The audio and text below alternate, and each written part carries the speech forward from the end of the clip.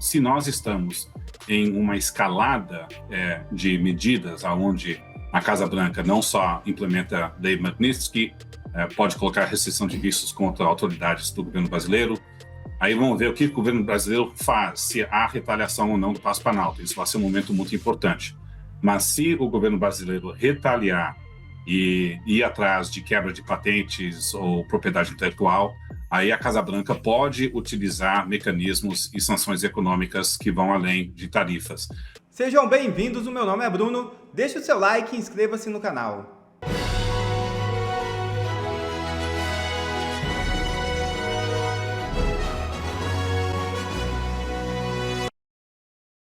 Plano de Trump prevê até mesmo a expulsão da embaixadora brasileira de Washington. É isso mesmo. A escalada do presidente Donald Trump contra o governo Lula e a esquerda brasileira, pelo visto, terá novos episódios ainda mais marcantes. A apuração feita pelo antenado jornalista Lorival Santana, da CNN, prevê inclusive a expulsão da embaixadora brasileira Maria Luísa Viotti de Washington. Isso pode ser entendido como um rompimento diplomático sem precedentes na história.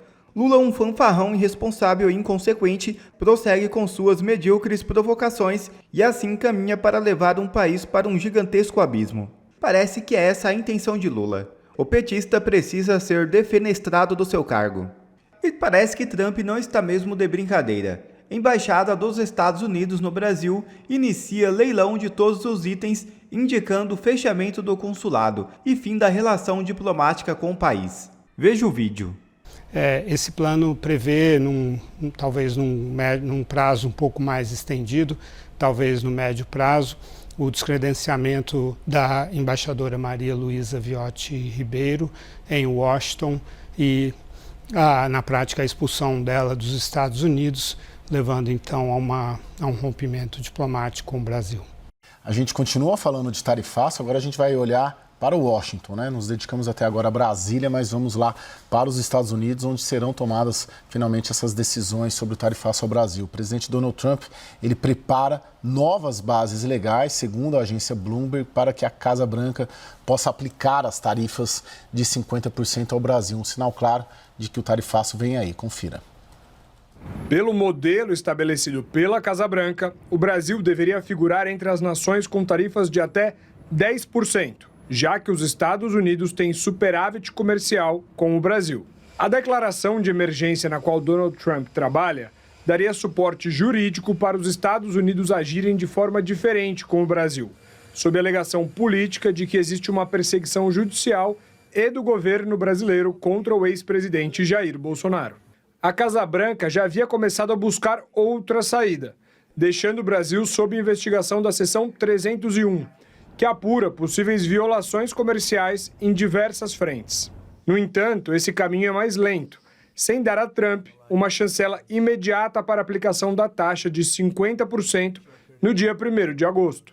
Um grupo de 11 senadores de oposição enviou uma carta a Donald Trump, alegando que a movimentação do republicano está promovendo um claro abuso de poder, usando a economia americana para interferir em favor de um amigo, no caso, Bolsonaro. Congressistas democratas também aproveitaram a situação para reforçar aos americanos que as tarifas vão impactar os preços nos supermercados de lá, como uma consequência da simpatia de Trump por Bolsonaro. He chose one Brazilian over 340 million Americans. Olhando para democratas e republicanos, uma comitiva de 8 senadores brasileiros chegou em Washington, capital dos Estados Unidos, para tentar reverter o tarifaço de Trump. A agenda vai começar na segunda-feira e seguirá até quarta. O grupo tem chance de encontrar um cenário político esvaziado, já que o Capitólio está oficialmente em recesso. Por isso, a comitiva também tentará encontros com o secretário de Estado, Marco Rubio, e com o filho de Trump, Donald Trump Jr. Entre as negociações, os senadores brasileiros vão reforçar que as tarifas de 50% contra o Brasil apenas deixarão o Palácio do Planalto cada vez mais perto da China. Vamos lá olhar para Washington agora, com o nosso analista de internacional, Lorival Santana. Bem-vindo, meu caro.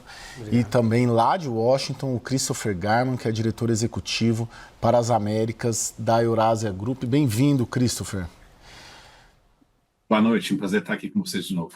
Vamos lá, como está Washington aí há uma semana do tarifaço? Já está claro para você que o tarifaço vem aí e não há o que fazer até quinta-feira para tentar evitar que o Brasil seja alvo desse tarifaço? Pois acredito que tem pouco a fazer. Não vejo condições de um acordo para ser negociado até 1 de agosto.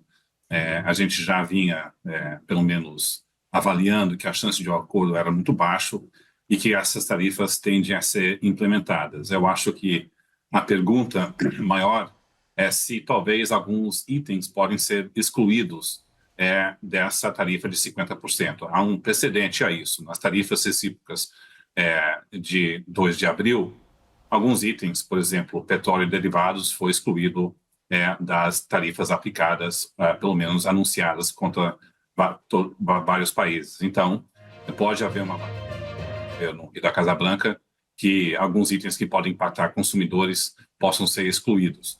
Eu até acho que essa negociação, itens que sejam excluídos, talvez não venham de agosto, talvez possa vir, mas é algo que, ao longo do tempo, algumas exclusões podem ser feitas. Agora, para o presidente Trump reduzir as tarifas de 50% para algum outro nível, o fato é que não está havendo uma negociação. O que está sendo debatido dentro da Casa Branca, até como CNN vem reportando, são medidas punitivas adicionais, né, contra os ministros do Supremo Tribunal Federal, e tem uma lista de medidas e sanções que a Casa Branca possa implementar. Então, temo eu que nós ainda estamos num ciclo escalatório e os danos para a economia brasileira acho que vai depender muito se a gente vai entrar num ciclo onde a Casa Branca implementa novas medidas e o Palácio Planalto é forçado a responder.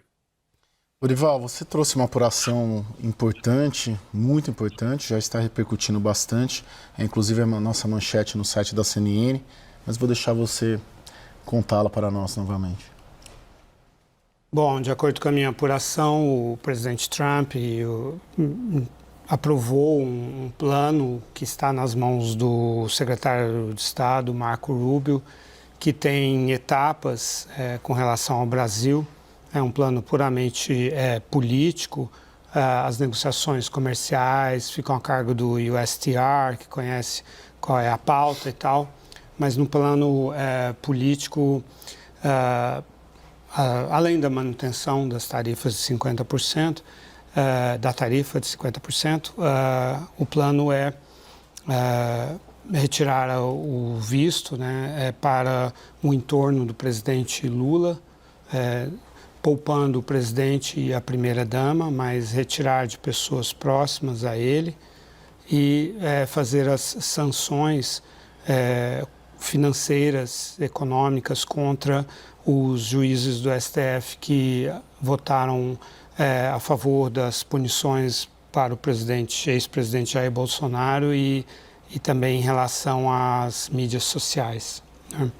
E essas sanções, elas devem ser no sentido de congelar eventuais bens ativos que os juízes têm nos Estados Unidos e fazer as sanções contra ou ameaçar, né, instituições, empresas, entidades que tenham relações com os ministros, né? Não está claro se a lei Magnitsky vai necessariamente ser acionada ou não, aparentemente sim, mas não é necessário.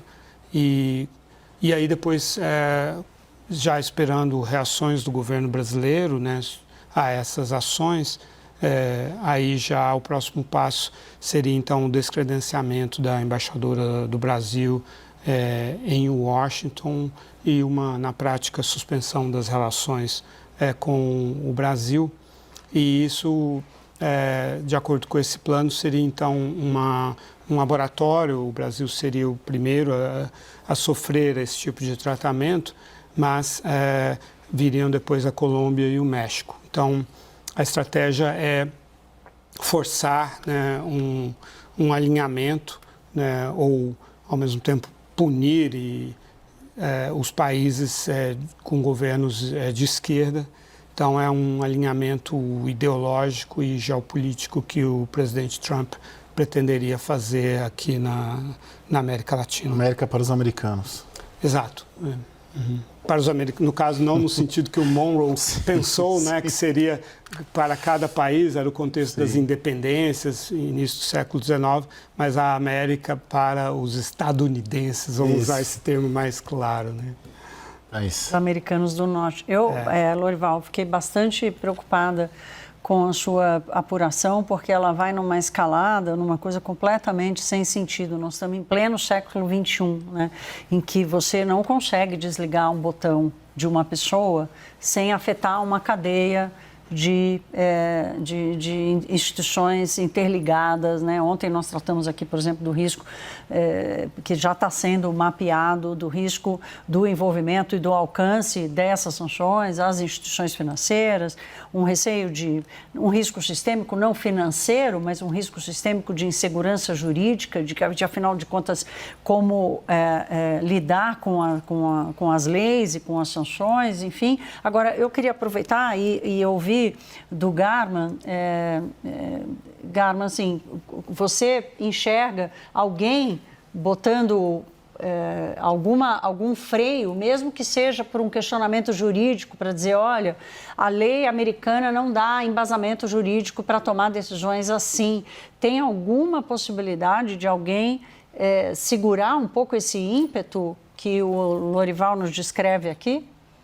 Eu acho que sim, Thaís. Eu diria que a própria Casa Branca já está antecipando uma possível derrubada do instrumento legal utilizado para impor as tarifas de 50%, que utiliza o International Economic Emergency Powers Act, o chamado AIPA. Já está havendo um questionamento desse instrumento para elevar tarifas, que esse foi o instrumento utilizado para todas as tarifas que o Trump tem colocado na mesa, né? Foi declarado, pelo menos, ilegal ou inapropriado numa corte de Nova York.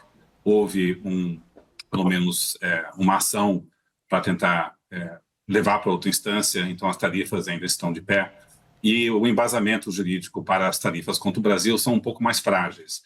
E, na verdade, quando o governo Trump iniciou as investigações sobre a seção 301, que é um outro mecanismo de implementar tarifas contra o Brasil, a nossa leitura é que é uma Casa Branca se preparando para poder implementar tarifas nos Estados Unidos, caso o instrumento da IPA não se sustente nos tribunais.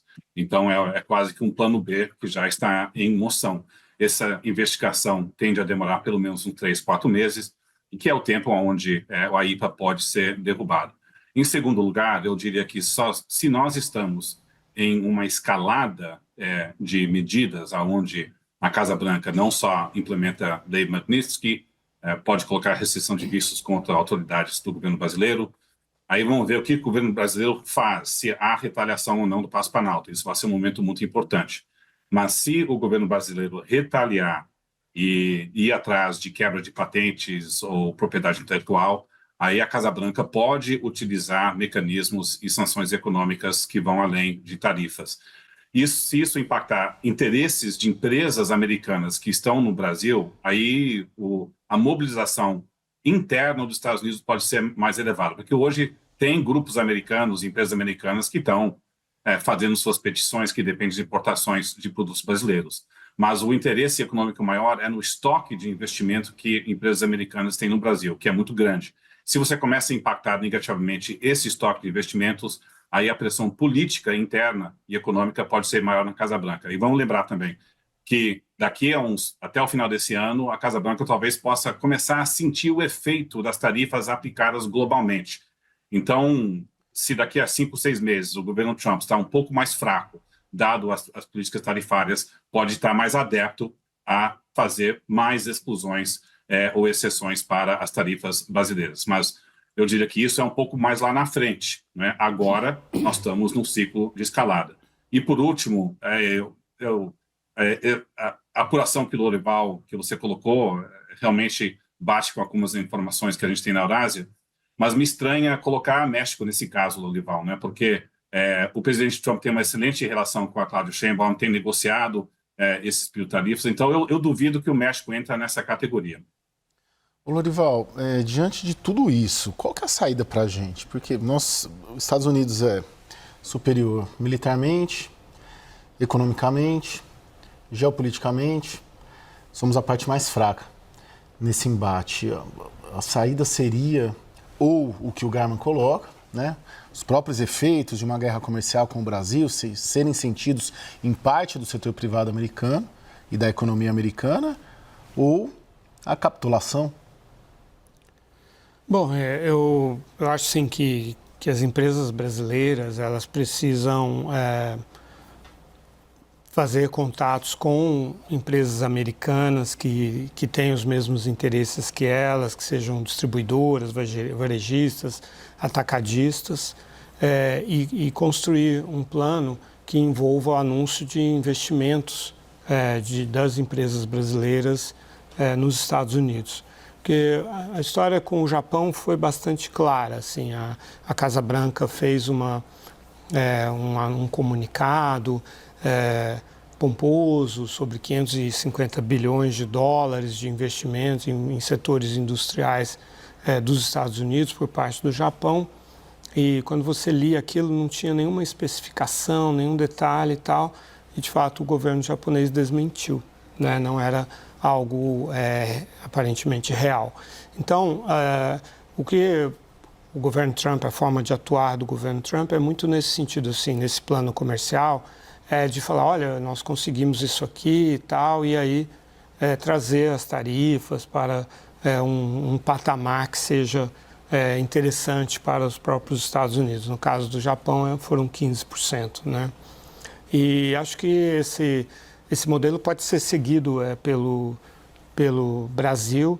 É claro que o Brasil não tem, as empresas brasileiras não têm a mesma capacidade de investimentos, assim, talvez com exceção da Embraer, mas não é muito necessário que esses investimentos sejam, de fato, depois feitos, mas anunciar compromissos nessa direção. Primeiro, entender, né, assim, o que seria efetivo, né, o que daria resultado, e seguir esse caminho assim, no nível de empresas e se desmarcar completamente da questão política, né? Não atuar como parte em relação ao governo brasileiro e buscar então negociar as tarifas naquele setor e para eventualmente aquelas empresas mesmo, né?